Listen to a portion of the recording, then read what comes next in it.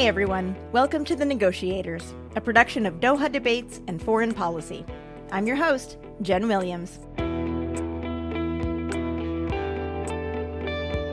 Last week, we covered innovative talks between Mexico and the United States over the Colorado River, one of the largest sources of water in North America. Both sides agreed to reduce water consumption, but they also found ways to help each other environmentally and financially. That deal addressed part of the resource scarcity problem, but climate change continued to make water shortage a dramatic issue for U.S. states bordering the Colorado River. In recent years, it became clear that they all had to agree to cuts in consumption and a reallocation of the supply. Now, negotiating those things is incredibly difficult.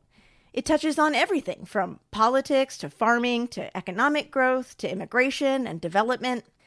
But this past May, an agreement was reached. With the help of the federal government, California, Arizona, and Nevada have struck a major deal to cut back on water usage in an effort to save the Colorado River and divert a water supply catastrophe. The federal government is very worried that if those reservoirs keep dropping, that they'll get so low that water won't be able to go through massive dams like the Hoover Dam, and that would basically choke off the water supply to the west.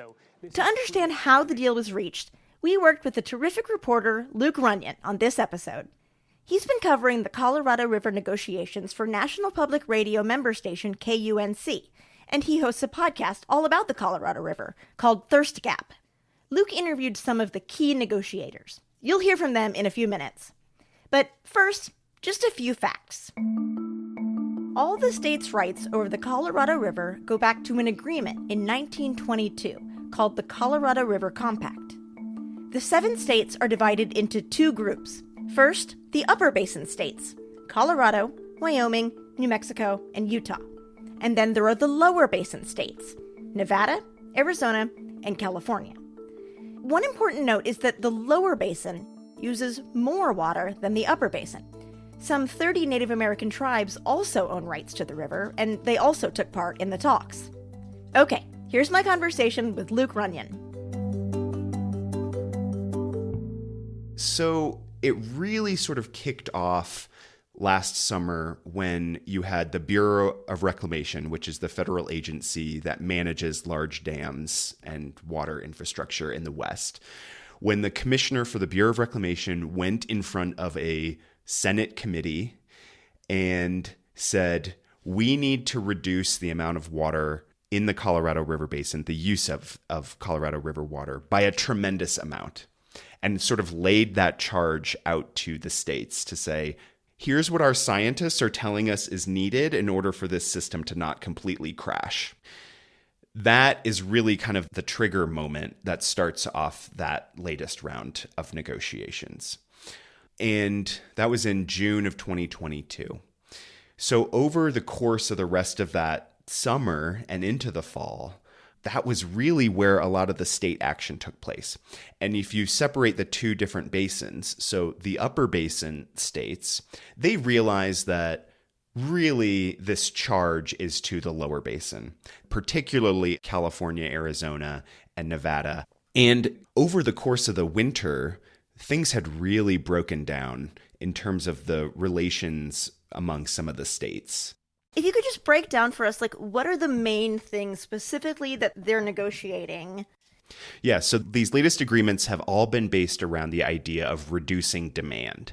And that can take many different forms. So for some states and for some users, it's come in the form of payments.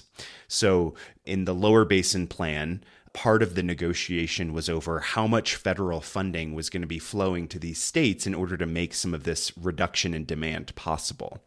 And they ended up getting, more than $1 billion in federal funds to go towards some of these programs. And that can look like... And just to clarify, we're talking about payments. We're talking about, if a farmer's going to use less water, they're going to potentially be able to, plant less? And so they need some money to help offset that?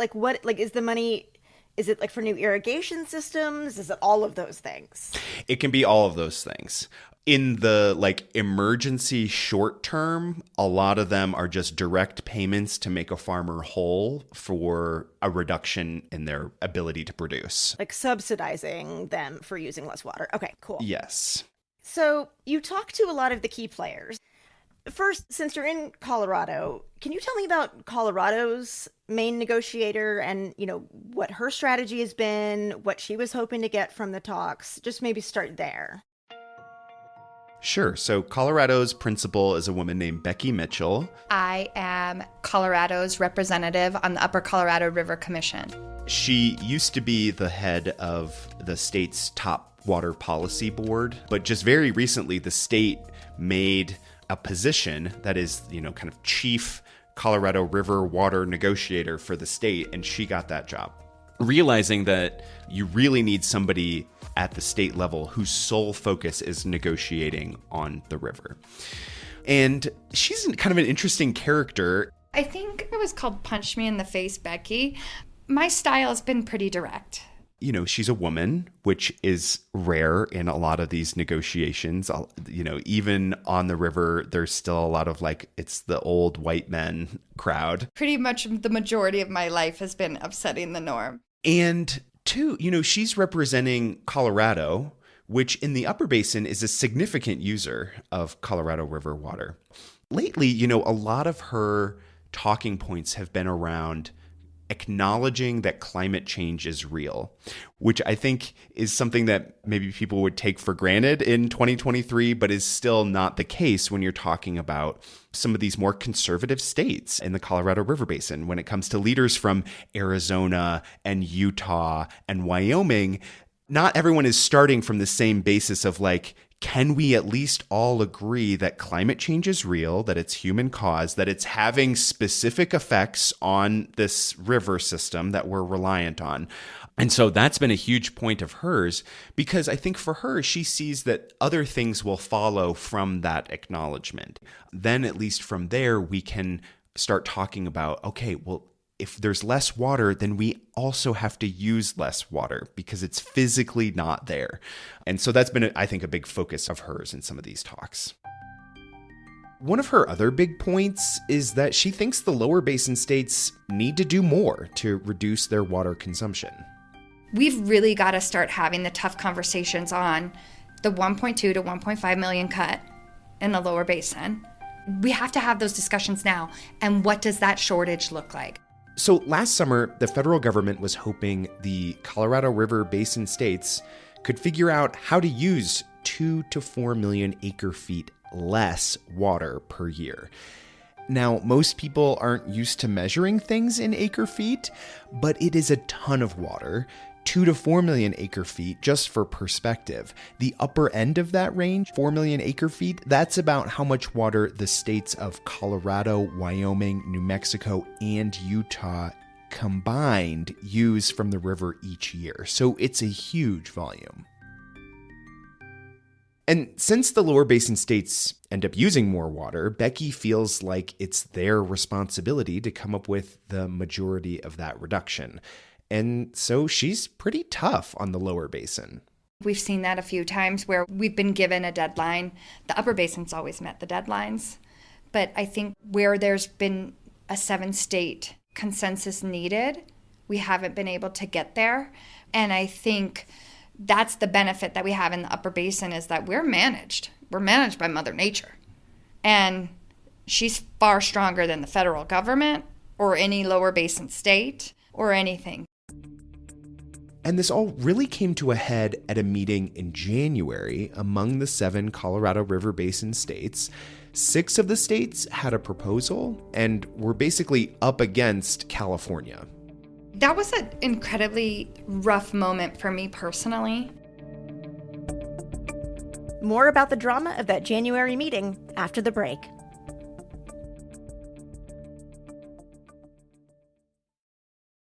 Welcome back to The Negotiators, a production of Doha Debates and Foreign Policy. I'm Jenn Williams. Before the break, reporter Luke Runyon was telling us about the latest round of U.S.-Colorado River talks. Becky Mitchell, the state of Colorado's negotiator, was beginning to share her perspective on a meeting of the 7 basin states in January. That was an incredibly rough moment for me personally. And part of the reason is because we wanted to be able to come together. And I think there are some rough components. I understood California's perspective on that. We tried. It was really a try. We have always known that California and Arizona have to figure that out. The 1.2 to 1.5 million cut. We want to support them in that process. It was rough.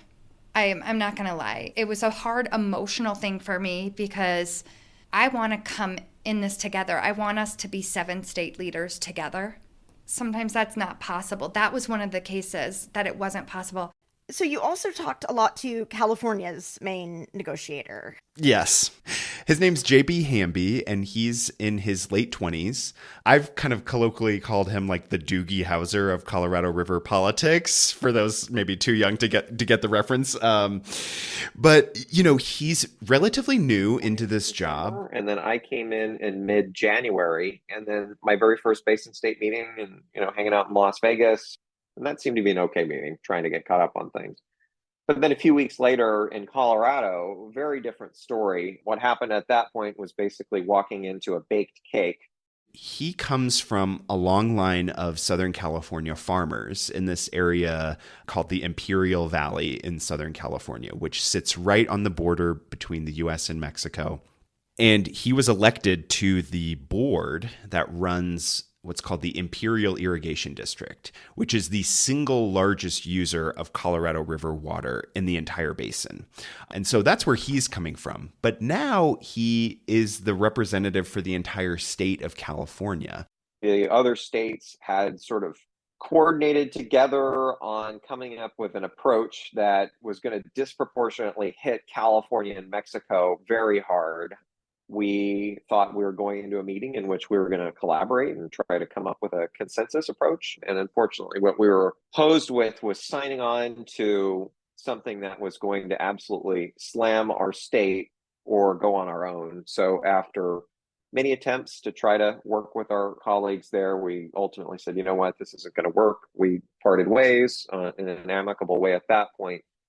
And so that's where we ended up when I first arrived on the scene, which was a real low point. And I think some of his strategy on like a personal level has been to just get to know all of the other Colorado River Basin principals as people first. After we closed out that meeting in Colorado, basically closed the meeting, I said, I think we're done here. Unfortunately, I don't think we are in a position to sign on. I think that's it from us.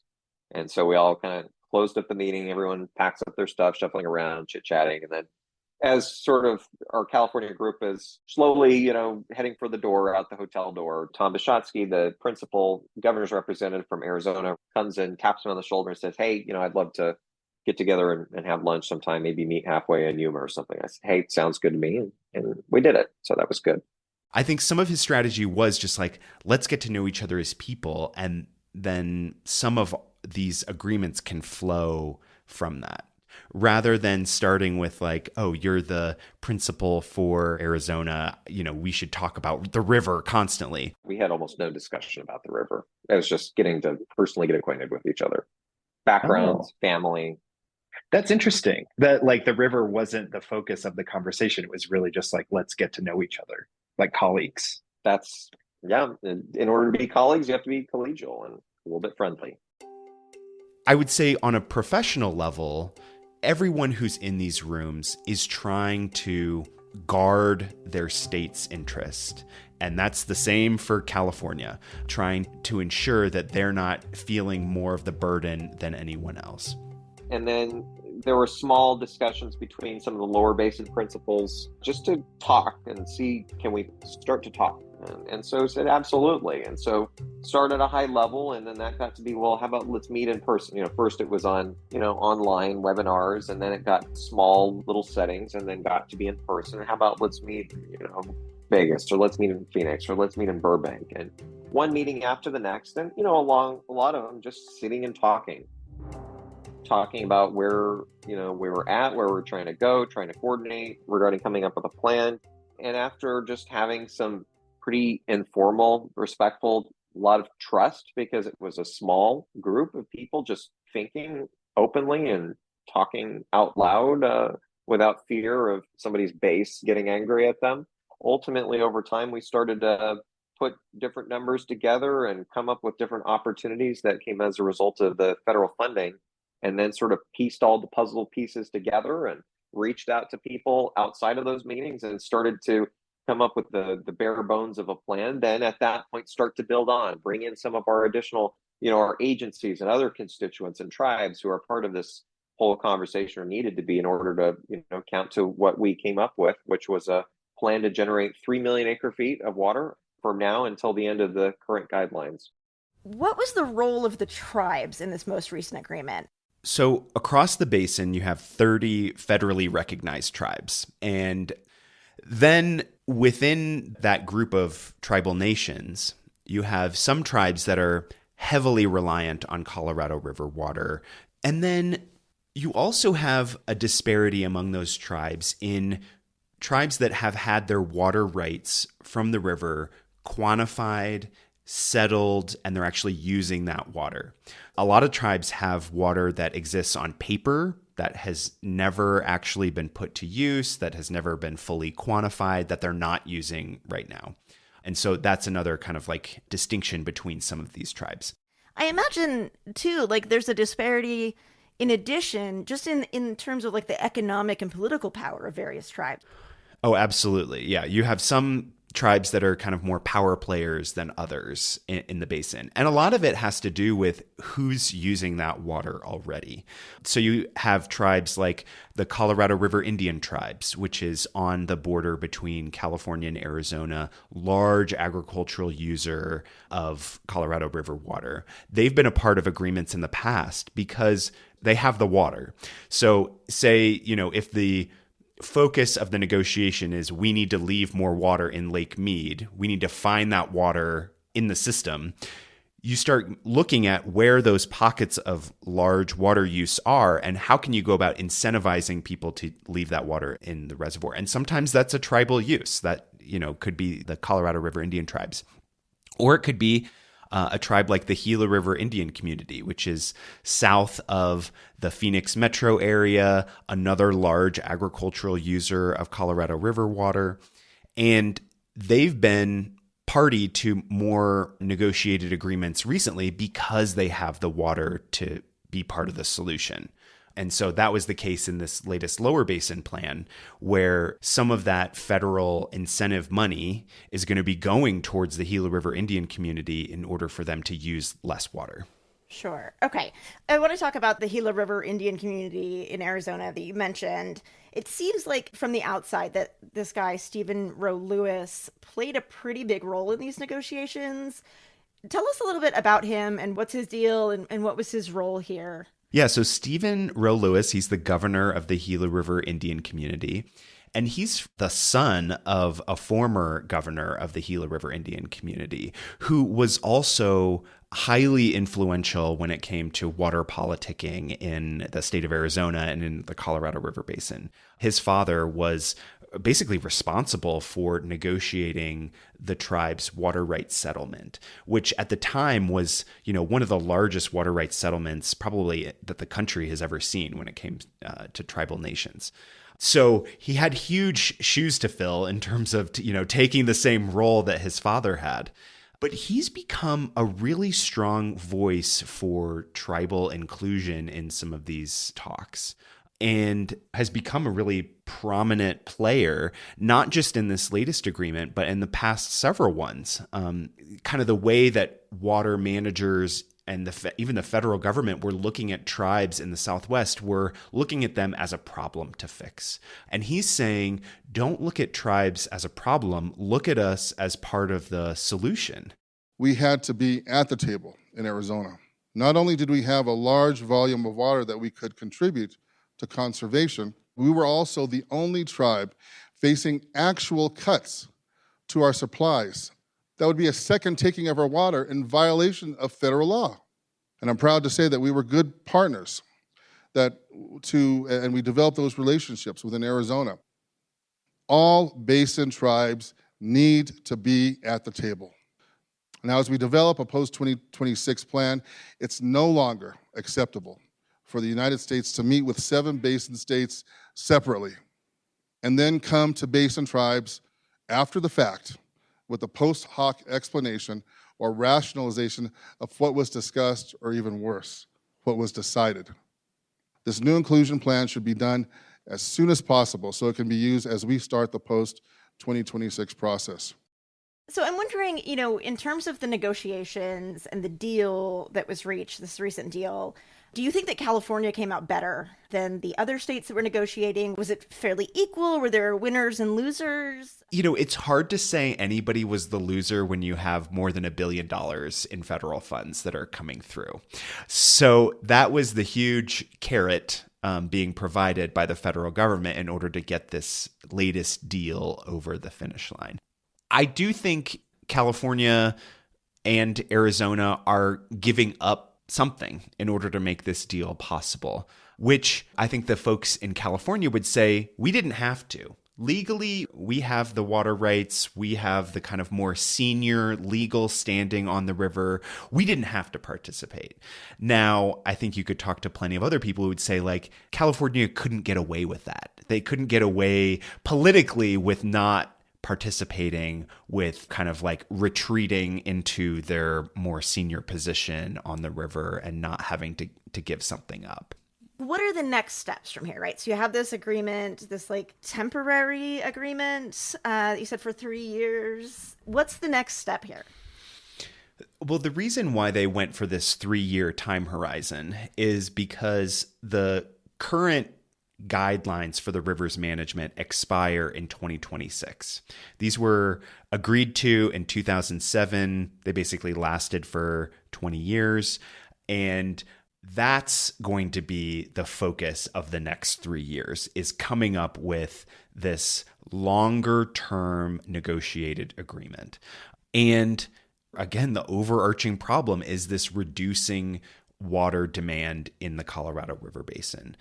The number that we need, in terms of like how much water we actually need to reduce, I think varies a little bit depending on who you're talking to, but it's going to be a tremendous volume of water that needs to be reduced in order for the basin to be on like a more sustainable path.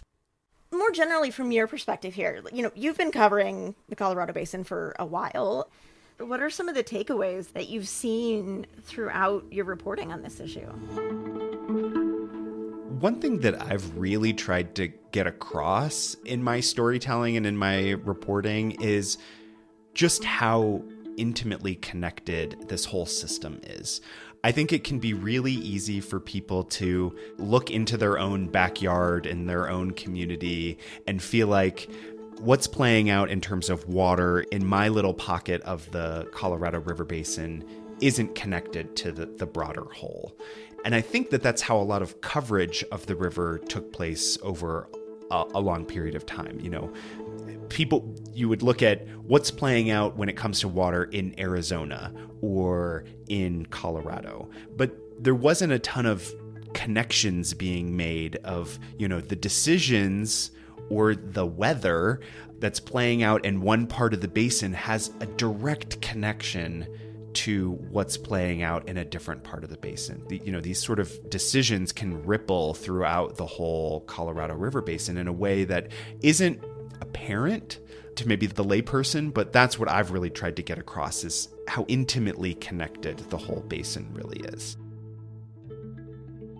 I think that's such an important point. So just to kind of reiterate that, and as a foreign policy podcast, I feel like that's a lesson that's really important and can be applied even, at the international level, right? Like, we have the issue of a river getting, having less water is something that's not just exclusive to the American Southwest, right? So we have a lot of issues that are crossing international boundaries. Yeah, and covering a watershed as a beat is not immediately intuitive. Right.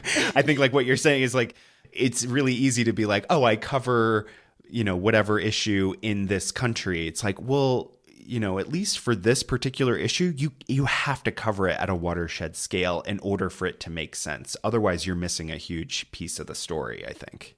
Thank you so much, Luke. This was incredibly informative. I really appreciate you taking all of the time to do all of this. And thanks for having me. This was great. That was Luke Runyon, an environmental journalist based in Grand Junction, Colorado. He's now the co-director of the Water Desk, an independent water journalism initiative at the University of Colorado Boulder.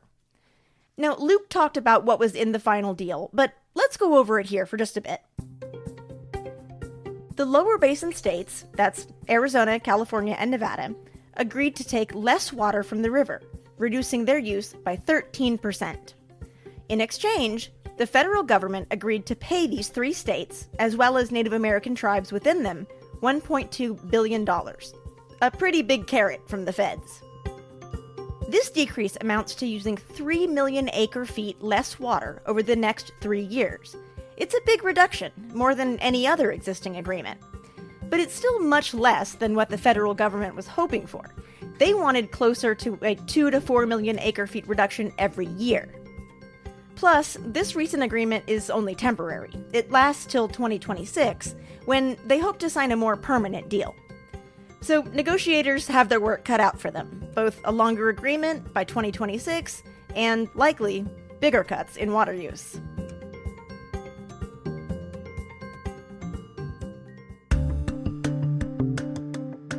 The Negotiators is a partnership between Doha Debates and Foreign Policy. Our production team includes Rob Sachs, Ashley Westerman, Rosie Julin, Claudia Tatey, Japhet Weeks, Jigar Mehta, Amjad Atala, and Dan Efron. Laura Rosbrow-Tellum is the show's senior producer. Thanks to Nelifar Hidayat, Govinda Clayton, and James Wally for helping create the show. Foreign Policy is a magazine of news and ideas from around the world. And we encourage you to subscribe. Just go to foreignpolicy.com/subscribe. Doha Debates is a production of Qatar Foundation, where the most urgent issues of our time are discussed and debated. Tune in at dohadebates.com.